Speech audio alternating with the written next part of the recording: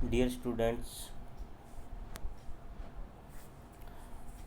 आज का हमारा जो विषय है वो है ब्रिटिश संसद का दूसरा नियमन सदन, जिसको हम कॉमन सदन के नाम से भी जानते हैं, उसके बारे में अध्ययन करेंगे।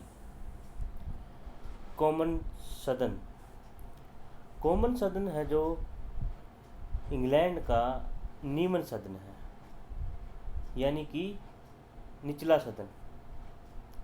और इस सदन को बहुत सी शक्तियाँ इंग्लैंड के अंदर प्राप्त हैं। अगर देखा जाए तो जो ब्रिटिश संसद है उसके अंदर द्विसदनीय विधान पालिका पाई जाती है, जिसके अंदर दो सदन हैं, लॉर्ड सदन और दूसरा कॉमन सदन।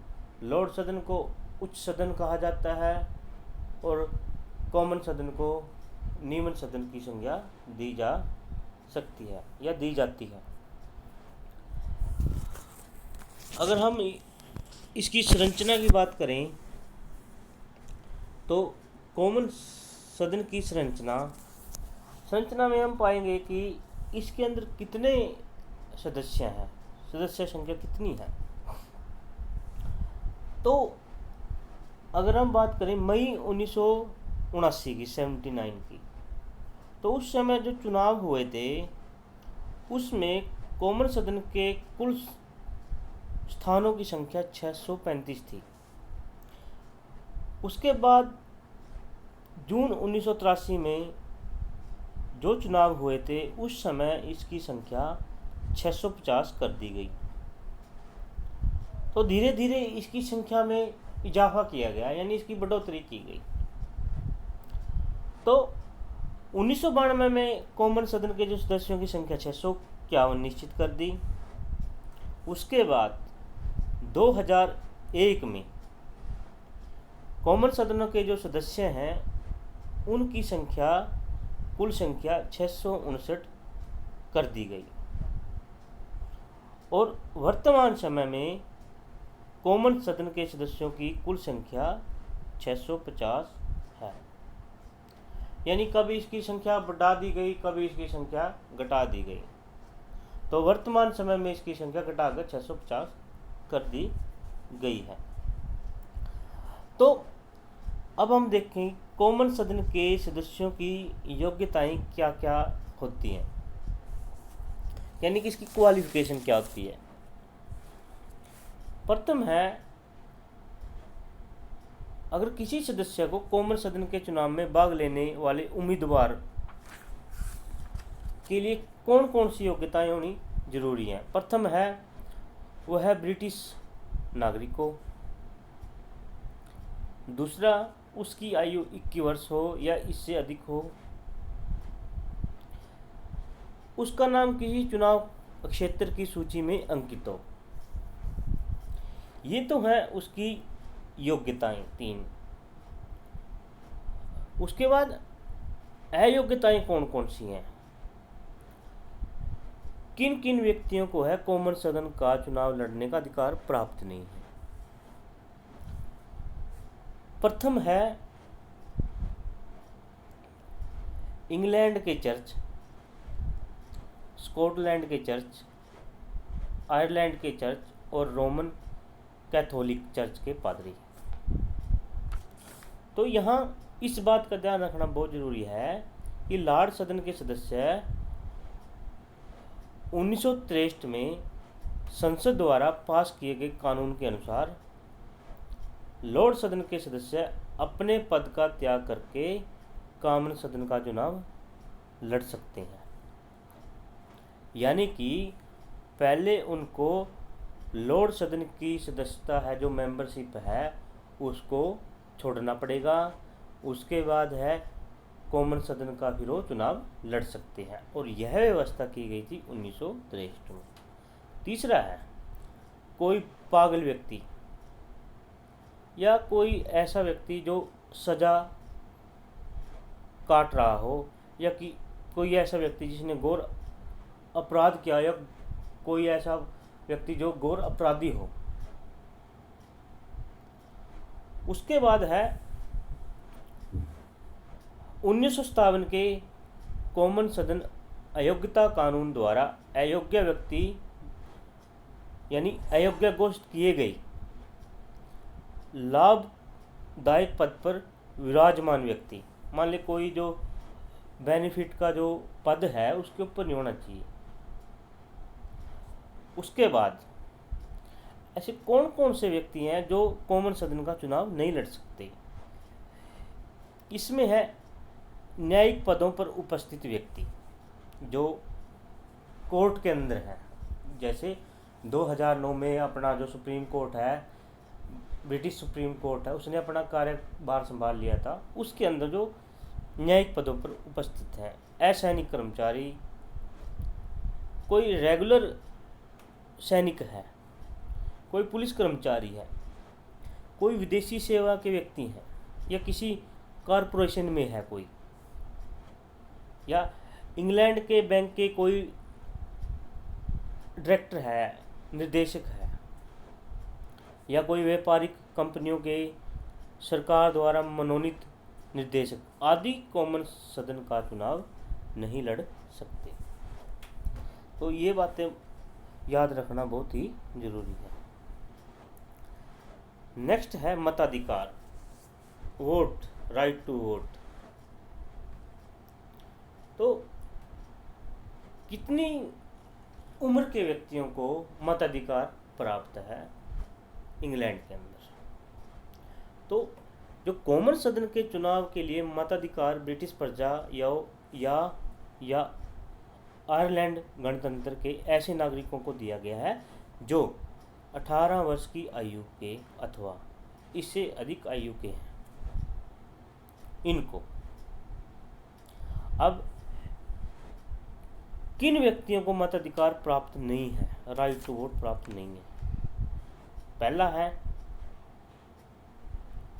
लॉर्ड सदन के सदस्य, जो हमने पिछले लेक्चर में किया था। दूसरा है विदेशी नागरिक, मानसिक रोगी, जो मेंटल रोगी जो व्यक्ति है, किसी को मेंटली प्रॉब्लम है तो, या कोई कानूनी हिरासत में व्यक्ति है, इन व्यक्तियों को मताधिकार प्राप्त नहीं है। नेक्स्ट है कॉमन सदन के सदस्यों का त्यागपत्र।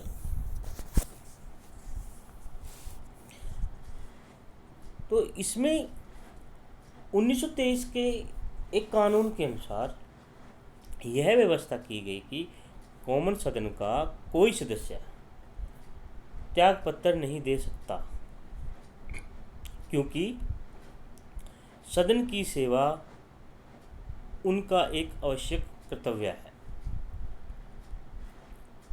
इसका अर्थ यह हुआ कि अगर कोई व्यक्ति कॉमन सदन के अंदर मेंबरशिप ले लेता है तो वो व्यक्ति वहाँ से अपना जो पद है वो नहीं छोड़ सकता, यानी त्यागपत्र नहीं दे सकता। क्यों? क्योंकि ऐसा करना, मान लीजिए जो उसको पद मिला है, मेंबरशिप मिली है जो कॉमन सदन की, उसकी एक ड्यूटी है, उसका एक कर्तव्य है। वो कर्तव्य क्या है? सदन की सेवा। इस बात के बावजूद इंग्लैंड में एक ऐसी प्रथा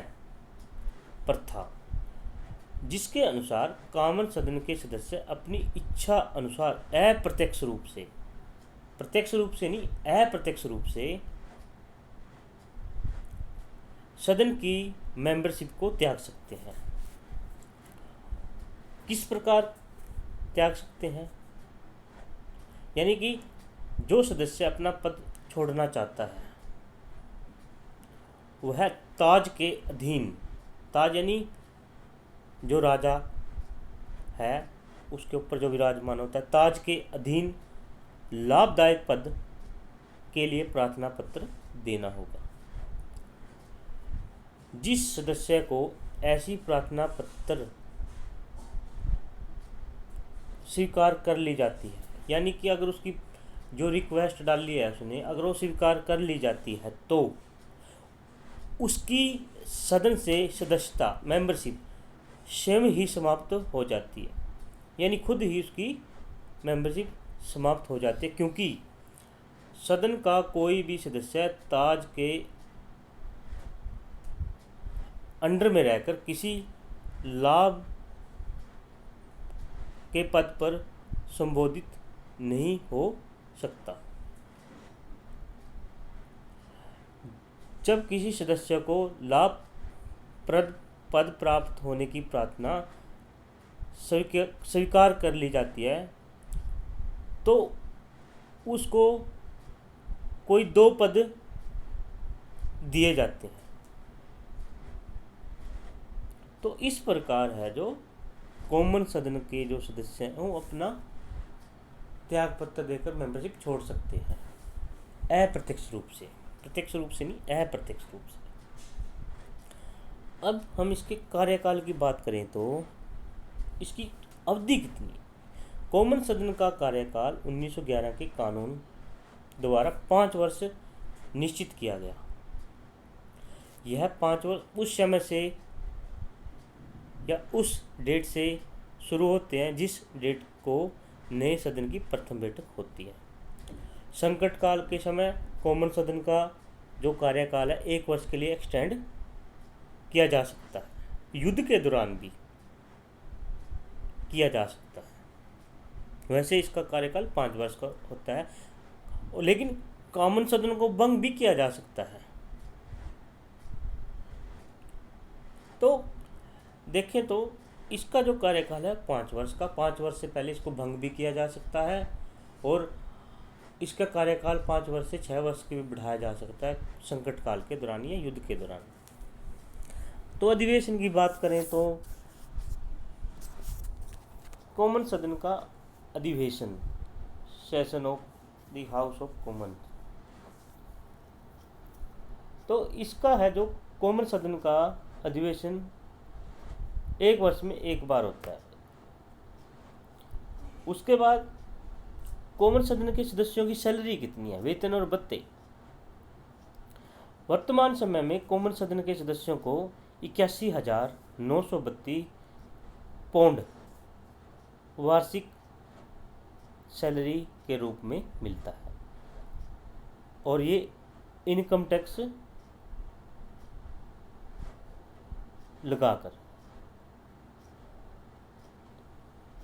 लगाया जाए, यानी कि इसको इनकम टैक्स भी लगता है। तो अब ये जो सैलरी मिलती है ये पर मंथ नहीं है, ये है वार्षिक 1 साल की 81,932 पाउंड वार्षिक। नेक्स्ट है कोरम, गणपूर्ति।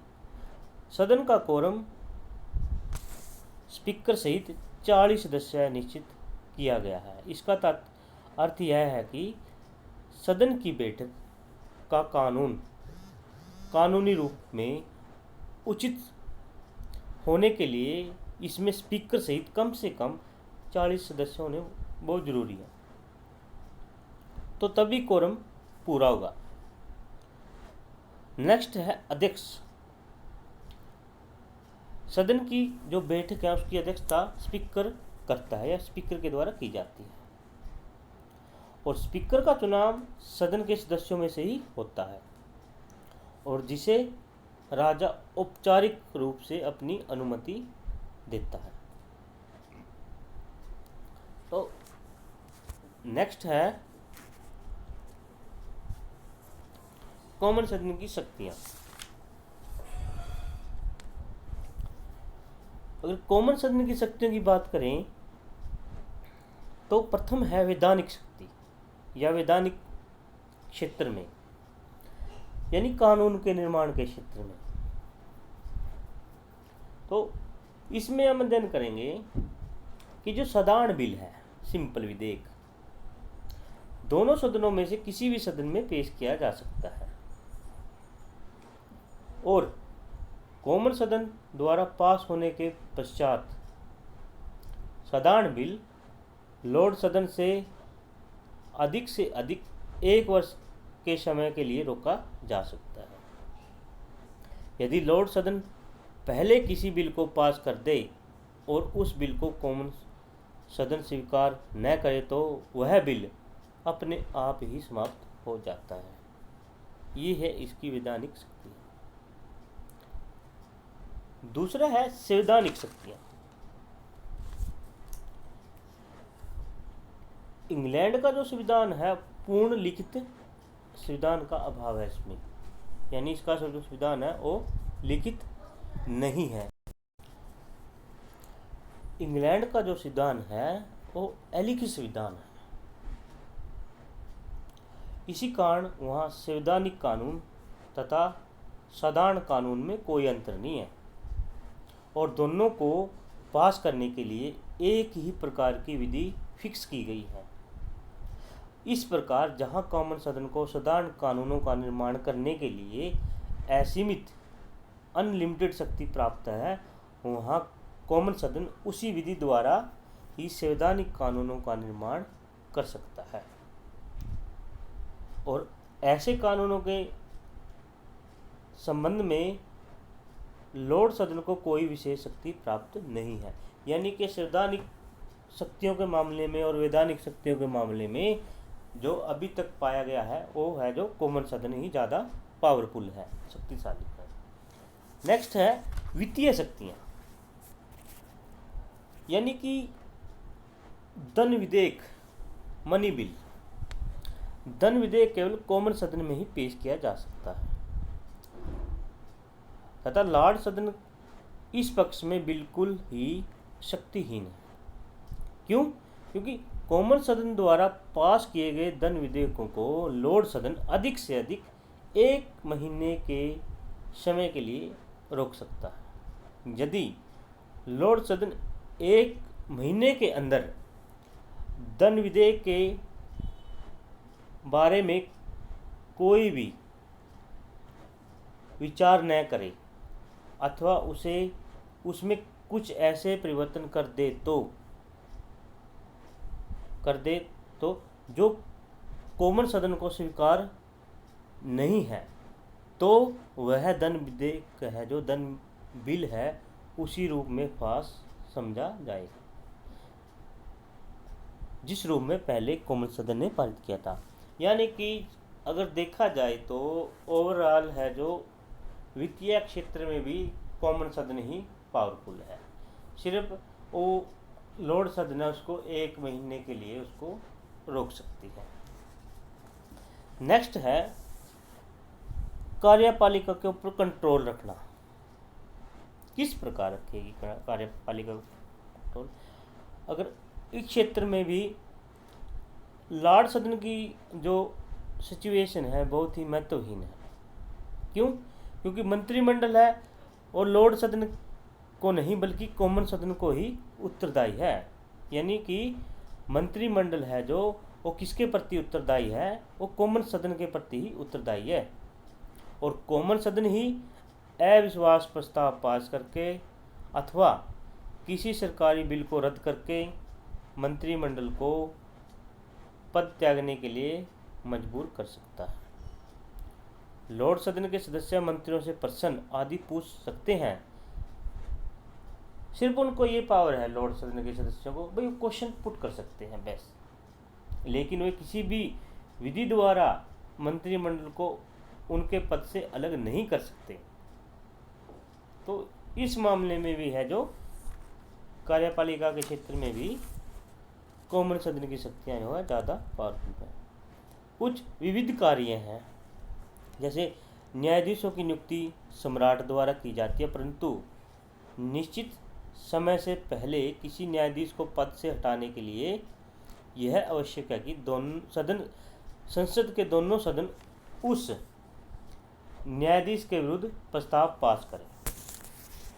तो इसका अर्थ यह हुआ कि दोषी न्यायाधीश को पद से हटाने के लिए कॉमन सदन और लॉर्ड सदन दोनों ही प्रस्ताव पास करते हैं। कॉमन सदन के सदस्य अपने में से ही किसी सदस्य का स्पीकर के लिए चुनाव कर सकते हैं। इसके अतिरिक्त 2 डिप्टी उपाध्यक्ष का, डिप्टी चेयरमैन भी कॉमन सदन द्वारा चुने जाते हैं, जो स्पीकर की अब्सेंट में सदन की बैठकों की अध्यक्षता करते हैं। और कॉमन सदन लोगों की जो शिकायतें दूर करने के लिए भी महत्वपूर्ण कार्य करता है। तो अगर कॉमन सदन की हम सिचुएशन की बात करें, पोजीशन क्या है, सैद्धांतिक और प्रैक्टिकल रूप में हम देखेंगे कि जो नियमन सदन है, इंग्लैंड का कॉमन सदन है जो, उसके पास बहुत ही ज़्यादा शक्तियाँ हैं, जैसे कि हमने डिस्कस किया है। कॉमन सदन की जो सर्वपक्षीय शक्तियाँ हैं, और इन शक्तियों से बिल्कुल स्पष्ट होता है कि यदि लॉर्ड सदन विश्व के अनेक देशों में दूसरे देशों लॉर्ड सदन विश्व के अनेक देशों के दूसरे सदनों से बहुत अधिक कमज़ोर व महत्वहीन सदन है, तो इसके साथ ही कॉमन सदन विश्व के अनेक देशों के नियमन सदनों से अधिक शक्तिशाली व महत्वपूर्ण सदन है।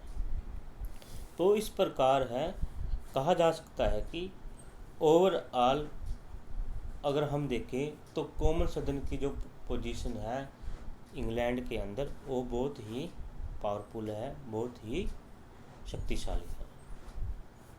Thank you very much.